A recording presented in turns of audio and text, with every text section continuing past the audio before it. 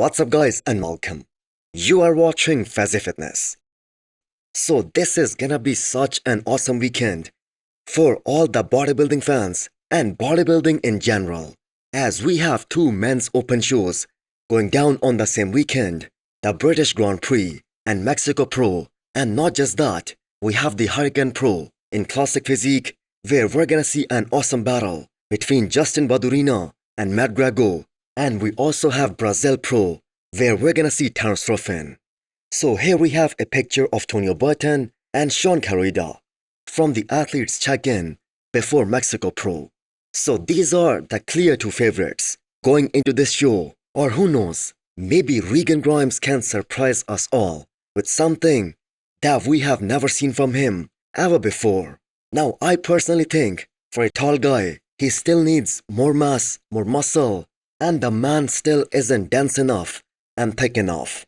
And actually I think that is one of the reasons why he seems to agree with Lee Haney's statement and his idea about creating two different classes in the men's open bodybuilding for tall guys like Samson Dauda and Andrew Jagged, and for short guys like Hadi Derek and the Mutant.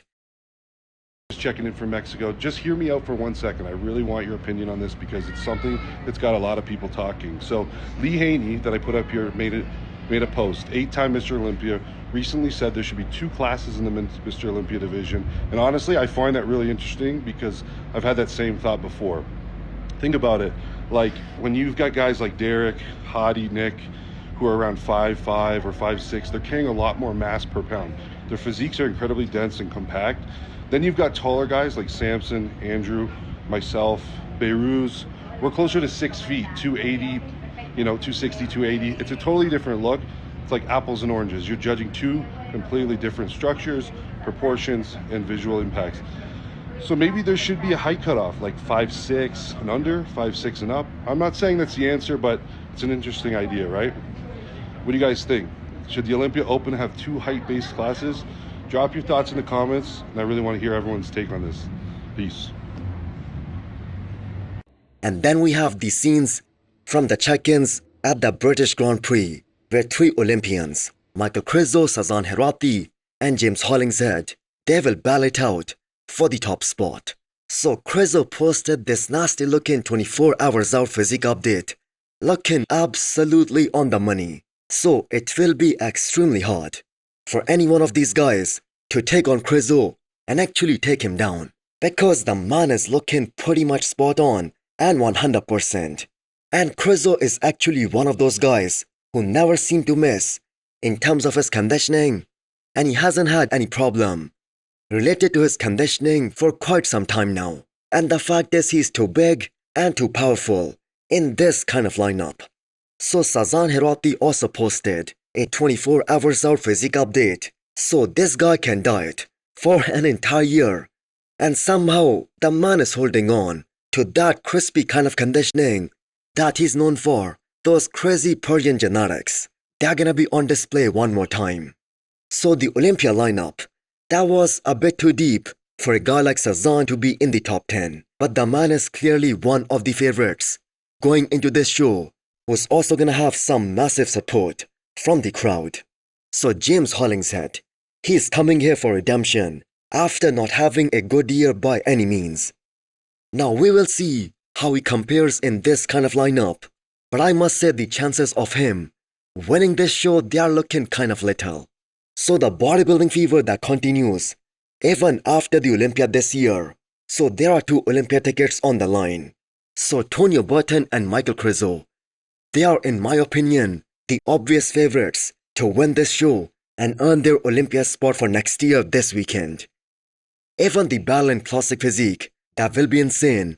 Two very tall guys, Matt Grago and Justin Badurina, although with totally different physiques and different builds, they're gonna be on the stage and they are both looking for an early Olympia qualification for next year. While Terence Ruffin, on the other hand, I feel like he's in a league of his own, and taking him down, that will be pretty damn hard at this year's Brazil Pro.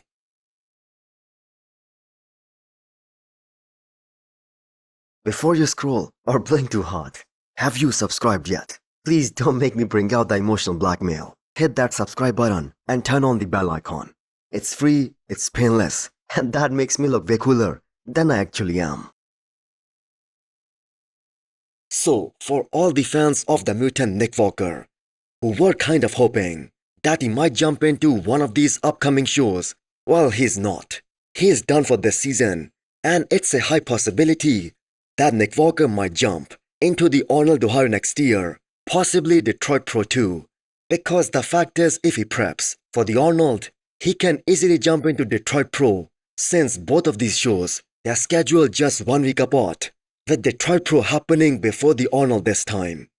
And the prize money at Detroit Pro, that will probably also increase from $25K, especially if a big name like the Mutant, he jumps in. For the record, Nick Walker already knew, before even stepping on the Olympia stage, that he isn't on, like he was at the Pittsburgh Pro or the New York Pro earlier this year. Now every veteran IFBB Pro, they know the feeling backstage, and you can clearly see that in this video, how massively disappointed the Mutant was when he realized he won't be in that top 5. So if you see some of his training videos post Olympia this year, he looks like the most freaky bodybuilder on the planet right now. And he truly is. But the fact is, he has to do something about his waistline and also his outer quad sweep. Now we know Samson Dauda will be aiming to come in as big as he possibly can in every single show that he enters from here onwards. While the Mutant, on the other hand, he's done chasing more size, since that obviously did not work in his favor.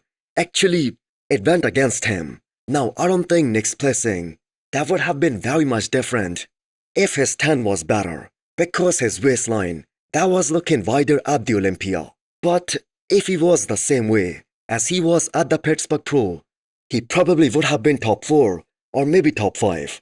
So hopefully he's gonna jump in and do the Arnold Ohio next year, and possibly with a different plan next time.